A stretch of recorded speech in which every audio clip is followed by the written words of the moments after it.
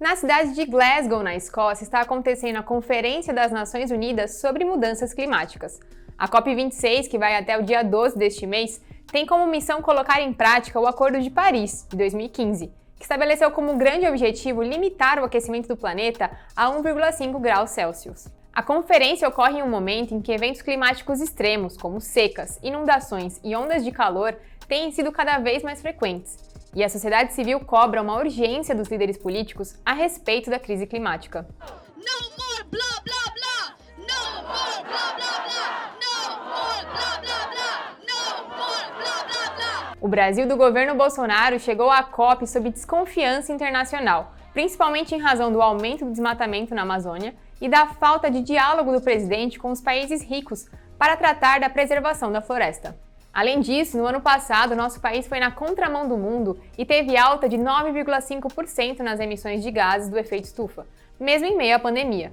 Enquanto isso, a tendência mundial foi de queda de quase 7% em 2020. Diante desse cenário negativo para o Brasil, novos anúncios foram feitos pelo governo na COP26. A avaliação de negociadores internacionais e de ambientalistas é de que sem Trump na Casa Branca e diante da importância econômica dos Estados Unidos, o Brasil não consegue mais manter uma postura declaradamente negacionista, sob o risco de prejuízos econômicos. Meu nome é Yolanda Paz e neste vídeo vou trazer 4 compromissos climáticos que até o momento foram assumidos pelo Brasil na COP26. O Brasil é uma potência verde. Temos a maior biodiversidade do planeta, a maior e mais rica cobertura florestal e uma das maiores áreas oceânicas. No combate à mudança do clima, sempre fomos parte da solução, não do problema. 1. Corte de 50% das emissões de gases do efeito estufa até 2030. Antes, esse patamar era de 43%. A nova meta, porém, não aumenta a ambição climática brasileira em números absolutos. Isso porque especialistas afirmam que o governo federal foi responsável por uma pedalada climática. Vou te explicar. A meta inicial de corte de 43% tinha sido definida no Acordo de Paris, 6 anos atrás, e tomava como base os gases estufas lançados na atmosfera em 2005, projetados na época em 2,1 bilhões de toneladas de CO2. Porém, o governo federal revisou o cálculo da base de emissões, o que aumentou a quantidade de gases emitidos em 2005 para 2,8 bilhões de toneladas de CO2. Isso acabou liberando o país para emitir 400 milhões de toneladas de CO2 a mais em relação à meta anunciada em 2015. Essa foi a pedalada.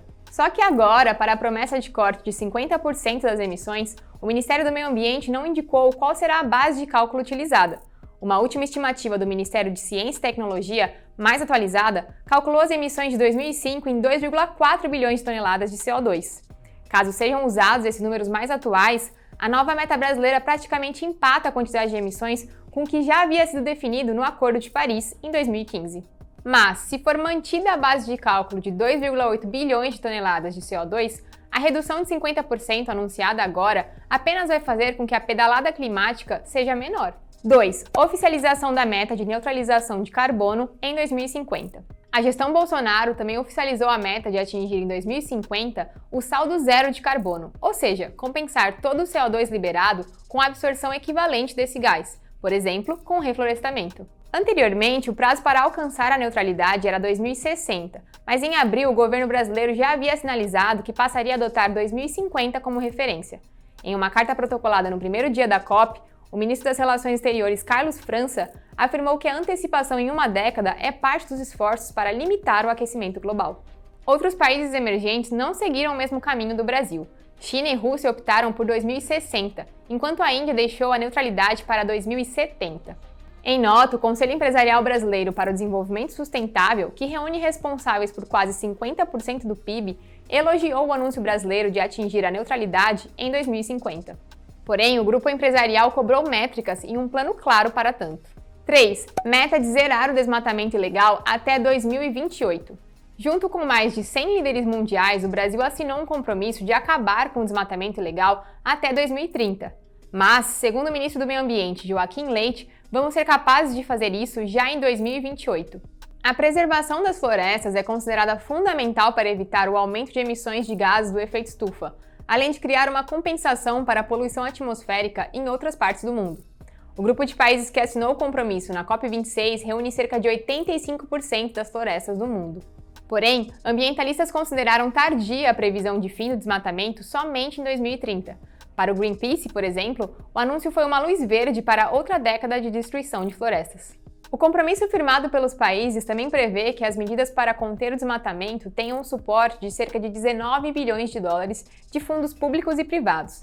Detalhes sobre a aplicação do dinheiro ainda não foram comunicados. As verbas devem apoiar atividades nos países em desenvolvimento, como a restauração de terras degradadas, a luta contra os incêndios florestais e a defesa de direitos das comunidades indígenas. 4. Brasil firma acordo para cortar emissões de metano. Pressionado pelos Estados Unidos, o Brasil assinou um compromisso global com mais de 100 países que prevê reduzir as emissões globais de metano em 30% até 2030. Depois do gás carbônico, o metano é o segundo maior poluente do planeta.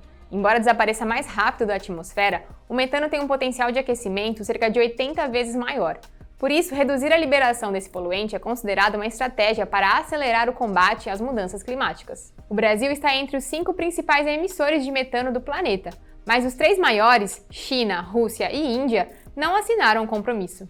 A meta, porém, é coletiva e não há especificações para os países, a não ser que eles anunciem planos próprios. Os Estados Unidos, por exemplo, têm uma previsão nacional de corte de 30%. O Brasil, segundo apurou o Estadão, não tem a intenção de criar uma nova meta detalhada em relação a esse poluente.